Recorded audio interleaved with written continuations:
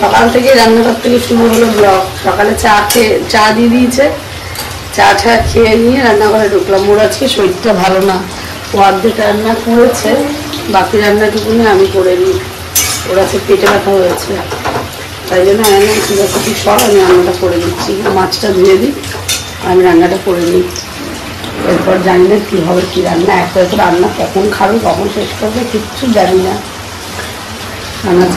কচুর লতি করেছিস, কচুরলতি, শাপলা, আলু ভাজা, উচ্ছে সেদ্ধ, আর হলো আর কিছু আপাতত হয়েছে।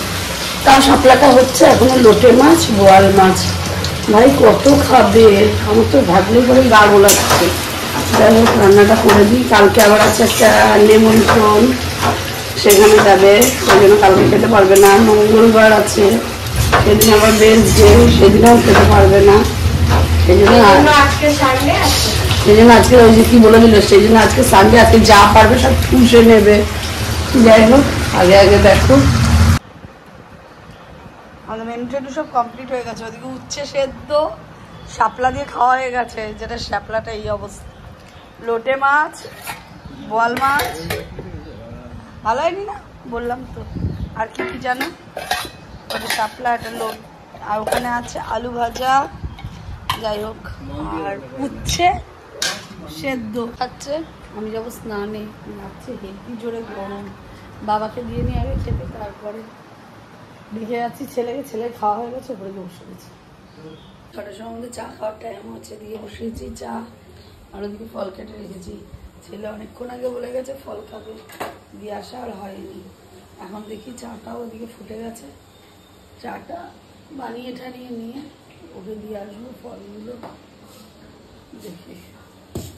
আর আমি খাবো সেই দার্জিলিং চা, এত ভালো লেগেছে চাটা। দেখি আগে চাটা বানিয়ে তারপর ওকে দিতে যাবো। যাবে না, যাবে। যাই হোক ফলটা দিয়ে আসবো। মা এখানে ফ্যান চলছে, আমার বাবা দেখলেই এখন শুরু হয়ে যেত।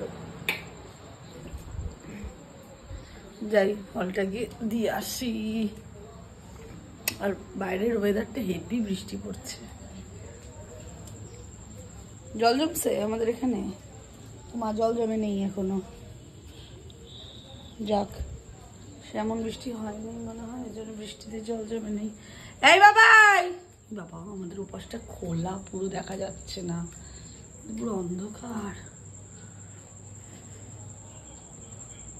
সিনেমা দেখে শুয়ে শুয়ে দেখা যায় না ওদের।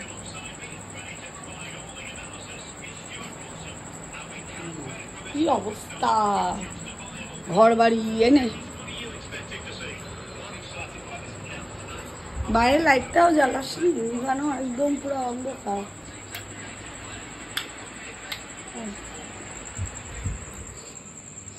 ইদি বাবার এই মিনি বাচ্চা এখানে শুয়ে রয়েছে। হাই চল নিচে, এদিকটাও বন্ধ করেনি।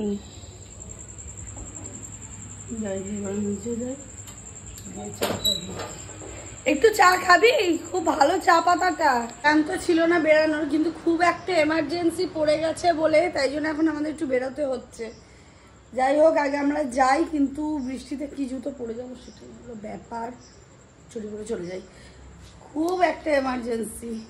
যাই আগে, তারপরে তো দেখাই হচ্ছে আমরা কোথায় যাচ্ছি না যাচ্ছি।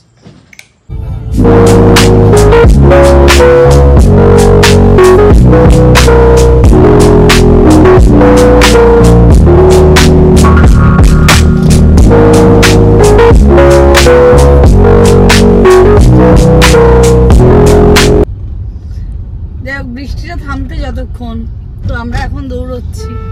একটু না ঘুরে আসলে না সারাদিন পর, মানে সারাদিন না, এখন তো হয়ে গেছে 4-5 দিন না 6 দিন, 6 দিন পর 6 দিন কি করে আমার 6 দিন মানডে ডে অফ থাকে। হ্যাঁ তাহলে আমাকে তো 2 দিনই নিয়ে বেরোস না। যাই হোক 6 দিনের পরে যখন একদিন বেরোই না তখন বেশ ভালো লাগে। আর যখন 6 দিন হয়তো ও বেড়ায়, ও টায়ার্ড হয়, কিন্তু আমি বুঝি সেটাও, কিন্তু আমার দিকটাও তো একটু চিন্তা করতে হয় যে আমিও যে বেরোই না। আমি গেলে কোথায়, ডায়ালাসিস থেকে বাড়ি, আবার ডায়ালাসিস, ওখান থেকে বাড়ি, এই আমার ঘোরা। তো একদিন যদি আমাকে নিয়ে একটু না ঘোরায় তাহলে আমার ভালো লাগে। যাই হোক ঠাকুর ঠাকুর করে ডেকে যাচ্ছিলাম, বৃষ্টিটা কমে গেল, এক পাক দিয়ে আসি। এই এক পাক দেবো 7 দিনের জন্য, 6 দিনের জন্য আবার চুপ থাকবো, বলবো না বেরোনোর জন্য। যদিও কালকে আমাদের একটা ইনভিটেশন আছে, আমরা যাব। ওমা ওখানে জিনিসপত্র কেনা হয়নি আমার, ও হার্দিক জিনিসও আমার কেনা হয়নি, এখন গিয়ে কেনাকাটি করতে হবে আমাকে, আমি একদম ভুলে গেছিলাম।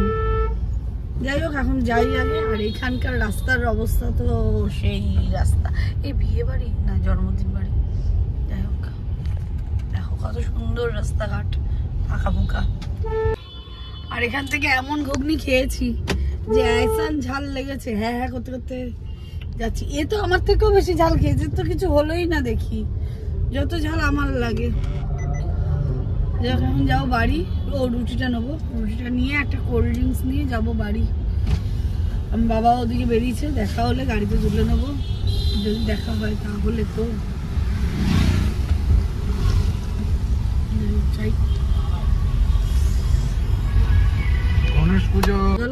বৃষ্টি কিন্তু আবার স্টার্ট হয়ে গেছে এখন। আমরা তো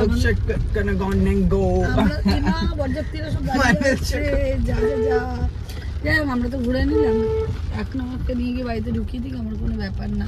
এখানে কত গাড়ি দাঁড়িয়ে আছে, উড়ি বাবা রে উড়ি বাবা রে উড়ি বাবা, কার বাড়ি বিয়ে খাবে আর কেরা দাঁড়িয়ে আছে, কেরা। যাই হোক আমাদের বাড়ি এসে গেছে, আমাদের বৃষ্টি নেমে গেছে, আমরা বাড়ি ঢুকবো কি করে? I don't know মানে ঠাকুরটা বল 5 মিনিটের জন্য বন্ধ, ডাক না আমার কথা শুনে না। দূর ব্যাং, তুমি একটা কাজ করো, যেগুলো তুমি নিয়ে যাবে সেগুলো রাখো, আর গিফটের ব্যাগ। আর আমরা যাই আগে বাড়ি, তারপরে ব্লগ করি। রাত বাজছে পুরো 1টা, এখন চা খেতে হবে, তাই জন্য শুয়ে পড়ার পরে উঠে এই যেদিকে জাল দিচ্ছি চায়ের জন্য, তারপরে এই দুধটাকে জাল দিয়ে রেখে দেবো। চা খাওয়ার যে কি নেশা হয়েছে আমার, মানে এত নেশাটা ছিল না, এখন যেন ধীরে ধীরে নেশাটা বেড়ে যাচ্ছে। যাই হোক একটু আমি আর মা দুজনেই খাবো, আমি যেই খাবো শুনেছে, মা ওখানে মোবাইল চলছে, মানে মাও খাবে আমার সাথে, এই জন্য দেখি আমরা দুজনে এখন একটু চা খাবো, তারপরে চাটা নিয়ে আমি করবো একটু ব্লগটা এডিট করে ঠোরে নিয়ে তারপরে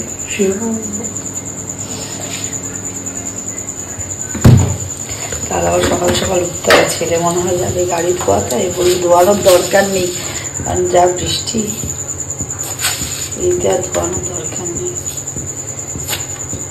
বাবারে বললাম খাবে কিনা, বলে না খাবো না, আমি খাই আর মা খাবে, আমরা দুজনেই চা খাই।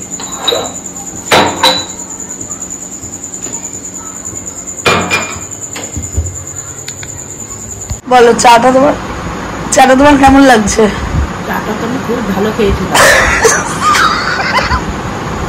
খেয়েছি তার আগে খাবার খেয়েছি, অমৃত খেয়ে দেয় পেট ভর্তি করে শুলাম। ও মা, তারপরে একটার সময় এসে বলছে মা চা খাবে, বাবা চা খাবে, আমরা দে, আমি তো আবার লোভী মানুষ। তারপর চা খেয়ে তোমার কি অবস্থা? খেলাম, সুন্দর খেয়ে বেশ উঠে বসলাম, যে গল্প করবো। রাত 1টা বাজে, কোনো ব্যাপার না, একটু গল্প করে নি। ও মা, গল্প করবো কি, এর মধ্যে বলছে যে আমার পুষিকে চা খাওয়ালো, কাপের চা খাইয়ে এবার বলছে দেখো মা চাটা আবার তুই চাটা আবার খেলি, কি হয়েছে? ওই দেখে আমার পেটে যা ছিল থেকে শুরু করে সকাল দুপুরে যা খেয়েছি সব আমার হড়হড়িয়ে বেরিয়ে যাবে। বাবা নমস্কার, আমি সব ভালোবাসি, কিন্তু ওই মুখে দেবে সেটা আমি খাবো না। ব্লগ এন্ড করো, বলো আজকে বলো।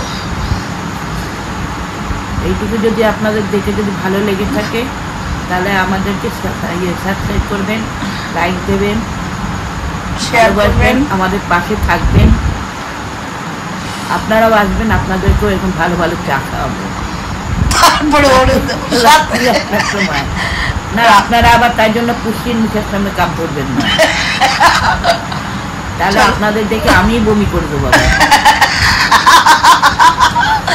বলো গুড নাইট, বলো গুড নাইট।